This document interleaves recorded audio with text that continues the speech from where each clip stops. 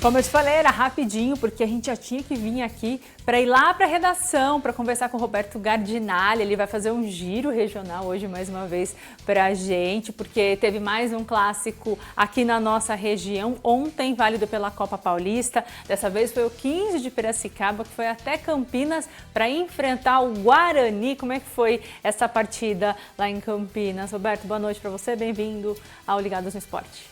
Oi, Ana, boa noite. Olha só, clássico regional, jogão 15 de Piracicaba e Guarani, Guarani 15 de Piracicaba e deu nhoquim. O 15 foi até Campinas, foi até o Brinco de Ouro para jogar a Copa Paulista e venceu o Guarani por 2-1 fora de casa. A gente sabe que a pressão para o time que joga no Brinco de Ouro é muito grande e o 15 conseguiu vencer essa pressão e levou os 3 pontos para casa. Trouxe aqui para Piracicaba, para a região de Piracicaba, esses pontos. E os gols do 15 foram marcados no primeiro tempo com o João Vitor e no segundo com o Paulo Marcelo. O Guarani descontou com o João Victor também. O 15 saiu na frente aos 23 minutos, depois de uma cobrança de falta na área. A defesa do Guarani afastou mal e o João Vitor soltou uma bomba de canhota depois de pegar o rebote e tirou do goleiro do Guarani. No segundo tempo, o 15 continuou no ataque, pressionando o Guarani e marcou de novo aos 9 minutos, depois que o Michel cobrou um escanteio na pequena área. O Paulo Marcelo se antecipou e desviou ali para ampliar a vantagem dos piracicabanos. O Guarani só foi melhorar no final depois que o japonês Ryuta Takahashi, a gente falou muito dele aqui no começo do ano, no começo da temporada. O Guarani só foi melhorar depois que ele entrou em campo, ele tentou aí chutar, acertou a trave, não conseguiu marcar, mas esse lance do gol teve origem dos pés dele. Ele fez uma jogada individual que acabou numa assistência para o João Vitor diminuir para o Guarani. Final, 2-1, 15 de Piracicaba. E com esse resultado, o Nhoquim assumiu o primeiro lugar do grupo 3 com 7 pontos e passou o Primavera de Indaiatuba. O Guarani fica em quarto lugar e essa é a segunda derrota do Guarani na competição. Então a gente tem aí um 15 de Piracicaba que está focadíssimo na Copa Paulista, porque é um campeonato importante para os times que não disputam as grandes divisões dos campeonatos nacionais ou que têm um calendário limitado, né? E nesse caso, para o 15 de Piracicaba, esse torneio é muito importante porque pode abrir portas para a Série D do Campeonato Brasileiro e também para a Copa do Brasil, Ana. Roberto, eu sei que talvez agora eu te pegue de surpresa porque a gente nem combinou de voltar a falar sobre esse assunto, mas uma coisa me chamou a atenção nas imagens dessa partida foi a arquibancada. Você tem informação de torcida desse jogo para falar pra gente? Porque eu acho que a gente puxou a orelha ontem, né, do torcedor da Inter de Limeira. Eu acho que a região toda tá precisando voltar a frequentar estádio. Eu tô com essa impressão aí conforme a gente vai mostrando partidas aqui da nossa região. Se você tiver essa informação, a gente pode retomar esse assunto, porque me pareceu que também não tinha muita gente por lá. Não sei se segunda-feira à noite, não sei se o pessoal tava meio querendo descansar no final de semana, semana começando, enfim, tudo é possível. Se tiver essa informação, a gente volta a falar sobre isso. Em todo caso, essa vitória aí do 15 de Piracicaba foi importante para a equipe piracicabana e mostra como é a forma do trabalho do técnico, o Moisés Egert, super conhecido também aqui da região. Ele está no comando do Nhoquim desde a Série A2 do Campeonato Paulista. Acho que para ele foi um respiro e tanto, né? Foi uma vitória muito importante. Exatamente, é uma vitória muito importante pro 15 vencer no Brinco de Ouro, que é um estádio que a gente sabe que a torcida do Guarani ela pega muito no pé dos times que vão jogar lá, pega muito no pé do próprio Guarani, e essa vitória aí é muito importante, principalmente pela questão da pressão que o 15 sofreu, mesmo com poucos torcedores no estádio, né? Mas o Moisés ele sempre pregou que o time precisa ter os pés no chão, e isso por todos os times por onde ele passou. Ele gosta dessa atitude do time mais humilde, de saber o adversário que está enfrentando, e dessa vez não foi diferente, olha só. Aquilo que eu sempre falo, né? Quem ganha jogo é jogador. Eles entenderam e de uma maneira humilde né? Acho que essa é a palavra, e esse elenco ele é humilde. Quando eu falo humilde, ele sabe suas limitações, ele sabe quais são as suas virtudes, e dentro de campo ele se supera. E você enfrentar um Guarani na sua casa, né? Você vê a escalação que foi feita, diferente dos outros jogos, a camisa do Guarani na sua casa, uma vitória como essa tem muito peso para nós, né? Mas ao mesmo tempo, entendemos nós,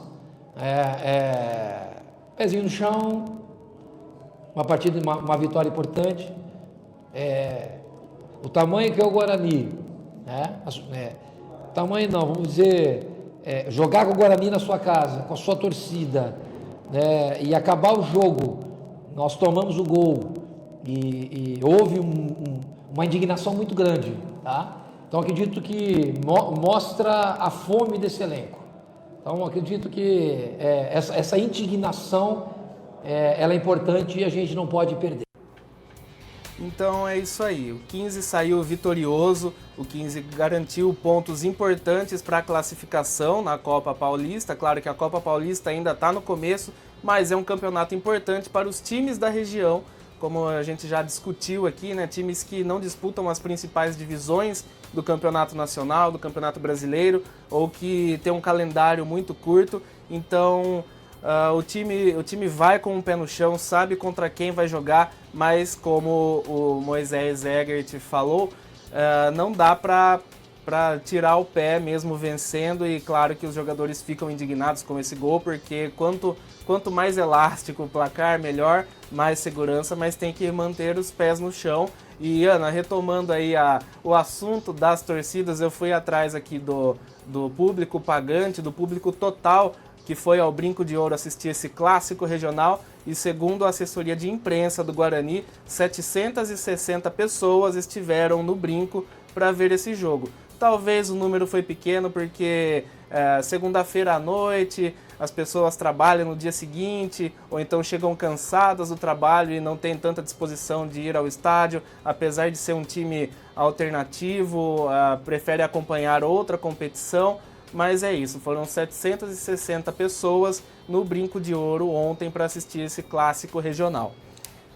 Foi até menos do que a gente falou da Inter de Limeira, né? Que foi um pouquinho mais de 800. Mas a gente retoma esse assunto ainda aqui no programa, viu? Já que a gente falou do Inhoquim, do 15 de Piracicaba, vamos falar então do Guarani. A partida foi no Brinco de Ouro, foi na casa do Guarani, e justamente a equipe está passando por uma dificuldade, né, nessa competição, nessa Copa Paulista. Tá no começo, mas não está sendo fácil. Exatamente, a grande dificuldade do Marcelo Cordeiro, que é o técnico desse time alternativo do Guarani, é a montagem do time. Isso porque ele depende de atletas de outras divisões, às vezes ele usa jogadores das divisões sub-20, as categorias de base do Guarani, às vezes ele tem algum outro jogador do time profissional que não jogou em algum outro jogo da Série C, daí ele pode aproveitar, mas o grande problema que ele vem tendo na montagem do time por causa dessa falta de atletas. Olha só o que ele falou. A questão a gente tem dificuldade do elenco, né? Seria muito melhor se a gente tivesse 25 atletas treinando todos os dias para jogar a Copa Paulista, né? Mas volto a falar, a prioridade é o Brasileiro da Série C, onde a equipe vem muito bem nesses últimos jogos. A gente estava numa situação muito difícil, com 0 ponto, com a chegada da nova comissão, conseguimos embalar, né? Hoje a equipe já, na próxima rodada, pode entrar no G8.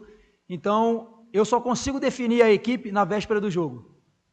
Então, até com relação aos atletas que eu vou ter, eu só consigo saber na véspera do jogo. Então, os atletas que sobraram, que não foram relacionados para a Série C, dependendo do atleta, eu consigo puxar para poder fazer o jogo. De repente, o atleta que não entrou no jogo em casa, por exemplo, o atleta que não entrou, caso do Vitinho, por exemplo, não entrou, Marcelo Fernandes cedeu ele para ele que pudesse fazer parte do jogo. Então, eu tenho essa dificuldade na formação dos 11. Por exemplo, o Sub-20 jogou na sexta-feira. Então, no sábado, os atletas do Sub-20 que jogaram não fizeram nenhuma atividade. Então, eu utilizei eles ontem. Então, eu tive atleta, como o caso do Luiz Miguel, que jogou pela Série C e jogou hoje. Tive o caso do Nicolas, que jogou pelo Sub-20 e jogou hoje. E na semana que vem, por exemplo, no próximo jogo, nós temos jogo do Sub-20 no sábado. No mesmo dia nós temos jogo da Série C, no mesmo dia a gente tem jogo da Copa Paulista. E o grupo da Série C vai estar em Londrina. Então, a dificuldade na formação vai ser ainda maior. Então essa é a situação da formação do elenco para a Copa Paulista do Guarani. E só trazer mais uma informação aqui, que um jogador que trouxe até uma curiosidade quando ele foi anunciado, que é o Ryuta Takahashi, que é o atacante japonês que está jogando no Guarani, está disputando a Copa Paulista, um jogador jovem de 20 anos que chegou no começo da temporada.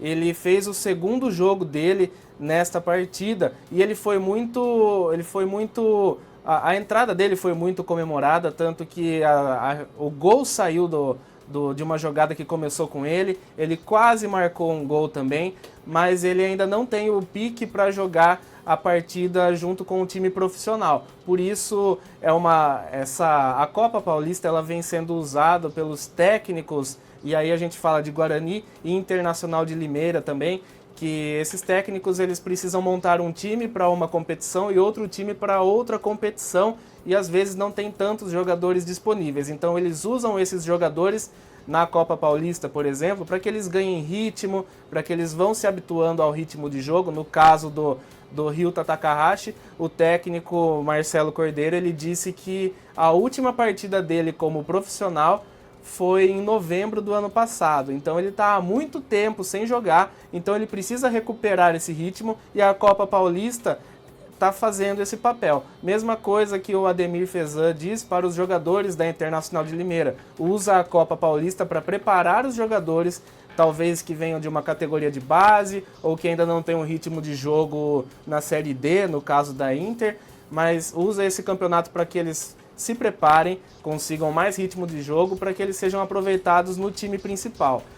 Sobre a situação do Guarani, aí é mais complicado, porque como o técnico falou, às vezes os elencos estão disputando outros campeonatos no mesmo dia e daí não sobra ninguém para disputar a Copa Paulista. É muito difícil, Ana. Então, ontem a gente até brincou com a situação do Abel Ferreira, né? Como que ele agiria nesse caso aí, que ele nem time, nem jogador tem para montar uma equipe para a próxima partida. Ele ia estar culpando a imprensa de alguma forma, né? Atacando o jornalista nas coletivas de alguma forma, dizendo que é um absurdo o tipo de pergunta que eles estariam fazendo. E o que a gente viu foi o técnico do Guarani simplesmente explicando o que parecia até inexplicável. Ele lida com 3 elencos, sub-20, dependendo da agenda, o elenco da Série C quando não disputa a Série C ou quando não viaja, quando sobra alguém, quando alguém não joga, e o da Copa Paulista. Imagina a cabeça de um treinador sabendo que ele tem que entender essa agenda toda, esse calendário todo,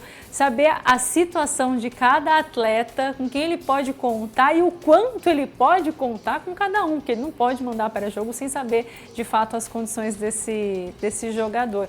E o que está acontecendo com o Takahashi é impressionante mesmo, né? A gente falou da chegada dele, a gente falou que ele só havia jogado no final do ano passado, lá em novembro, então o ritmo era uma coisa que ia demorar mesmo para ele ter, e tá dando certo, né? Essa experiência da Copa Paulista tá dando certo. O gol saiu de uma jogada que começou com ele, então mostra, né, que a estratégia é essa mesmo. Agora, o que eu fico impressionada é de fato como funciona essa organização para que a equipe consiga jogar, para que ele consiga formar um elenco. Ele diz, né, tá escrito aqui embaixo aí, ó, monta o time na véspera. Isso aqui, essa afirmação chega a ser um pouco impressionante, né? Dele ter que afirmar uma coisa dessa, dele ter que falar sobre isso. E é a minha realidade, é a realidade do interior paulista, a gente sabe muito bem como é. Não tem tanta gente trabalhando ali nos bastidores para que isso dê certo, mas tá dando certo. Às vezes perde um jogo, jogando em casa, né, não consegue vencer. Mas é impressionante o trabalho que as equipes do interior elas têm que fazer para conseguir competir, para conseguir disputar todas essas competições. Vamos mudar de lado agora, a gente continua falando de Campinas, mas sobre a Ponte Preta, porque o time está se destacando na Série C, está fazendo uma temporada muito boa. O aproveitamento da Macaca tem passado por uma defesa bem sólida e que confia muito em uma peça bem específica, né, Roberto? Conta pra gente o que está acontecendo pelos lados da Ponte Preta, que está sendo celebrado, está sendo comemorado por lá. Exatamente. Essa pecinha, vamos falar assim, só para puxar o assunto, mas essa pecinha específica da Ponte Preta é o goleiro Diogo Silva. O defensor das redes pontepretanas tem tido um aproveitamento de mais de 83% em defesas difíceis na Série C. Isso só na Série C, porque ele já vem jogando, já é o titular da Ponte Preta desde o Campeonato Paulista, né? E mesmo com uma idade avançada para os padrões do futebol, hoje ele tem 39 anos, ele diz que está muito bem para a posição que ele assume na Ponte Preta. Todo bom time começa por um bom goleiro. A velha máxima do futebol parece ter se provado real nesta temporada na Ponte Preta. Um dos destaques do time em 2025 é justamente o goleiro Diogo Silva. O arqueiro pontepretano foi eleito o melhor jogador em campo na última rodada da Série C do Brasileirão. No jogo contra o Maringá, em que a Macaca saiu vencedora, Diogo fez 8 defesas consideradas difíceis. A atuação dele garantiu a vitória do time de Campinas por 1-0. Sabia que ia ser um jogo difícil, a qualquer momento a equipe ia precisar da gente. E não foi só no jogo, né? Tanto o professor Lauro, o professor Chau, a gente trabalhou esses 14, 15 dias que nós tivemos antes desse jogo, já com esse pensamento, né? Até porque era um jogo diferente, era um jogo que a gente ia ter que fugir muito da característica, por causa do jeito, do estilo do adversário jogar. De acordo com estatísticas do site SofaScore, especializado em dados esportivos, só na Série C, Diogo Silva acumula 33 defesas importantes, com média de 3,3 por partida. O aproveitamento é de mais de 83% nos 10 primeiros jogos da terceira divisão. A Ponte Preta sofreu até agora 7 gols, atrás apenas do Náutico, que sofreu 6. O desempenho de Diogo é celebrado também pelo preparador de goleiros Lauro Cruz. O segredo, segundo o professor, está na disciplina do goleiro. Ele tem um comprometimento muito grande como atleta no dia a dia, se cuida muito, é interessado pelos trabalhos que a gente realiza, sempre pergunta o porquê e isso ajuda bastante, né? Ter um atleta extremamente focado, ele brinca, quer jogar até os 45 anos. Eu acho que aquilo que ele desenvolve no dia a dia, eu acho que está bem próximo de realizar esse sonho dele. Experiente aos 39 anos de idade, Diogo Silva diz que se sente ainda melhor do que quando era mais jovem e revela qual é o segredo dele para aguentar a rotina de treinamentos e competições sem muitas dificuldades. Eu continuo da mesma maneira de ali, até às vezes até melhor, na casa ali dos 20 anos, porque eu continuo treinando e me sentindo bem para o outro dia. Não estou sentindo ainda aquela fadiga pós-treino que possa atrapalhar para o dia seguinte. Então isso ajuda muito, porque para mim o mais importante é a preparação. Se você se preparar bem, você vai jogar bem. Se você não se preparar bem, provavelmente você pode não conseguir superar uma semana ruim de treino no jogo. Então é isso aí, é um exemplo de atleta, um jogador bastante disciplinado, com 39 anos, uma posição que não é fácil você chegar a uma idade avançada, que é o goleiro, porque o goleiro também sofre com muitas contusões, muitas lesões, enfim. E já pensou a gente chegar aqui e dar a notícia de que aos 45 anos ele vai se aposentar? Então ele já tem uma perspectiva bem longeva de carreira, né, Ana? É um exemplo de jogador com toda essa disciplina. E a gente tem falado, né, sobre goleiros, né, com a idade. A gente não pode falar nem que é avançada, porque tá normal, já é normal, né? Mesmo ele com 39 anos atuando bem. E eu gostei que ele falou que ele não sente fadiga que ele joga, ele não se sente cansado além do normal, né? Treina bem para jogar bem, isso é muito importante. Se atleta jovem ouvisse mais essas coisas, né? e hoje com muito mais condição, hoje com a equipe técnica, vocês viram ali os treinamentos, como é diferente, né, do que a gente estava acostumado. Se os atletas mais jovens começassem com essa mesma dedicação, quem sabe muito mais deles chegassem aos 39, aos 40, 41 e por aí vai, para quem sabe aposentar aos 45 mesmo. Deus ouça que seja assim, né? E já que a gente está falando então da Série C do Campeonato Brasileiro, dos times aqui da nossa região, vamos falar de classificação então dessa divisão do Campeonato Brasileiro. Roberto, você tem aí para atualizar o nosso telespectador para a gente saber como é que está a situação? Vamos lá, então, porque teve mudança na classificação, teve mudança de ontem para hoje, porque a rodada terminou ontem. Então, aí na tela para todos verem a classificação da Série C. O líder, Caxias, com 21 pontos, logo em seguida Ponte Preta com 20, Ipiranga em terceiro com 19, Londrina também com 19.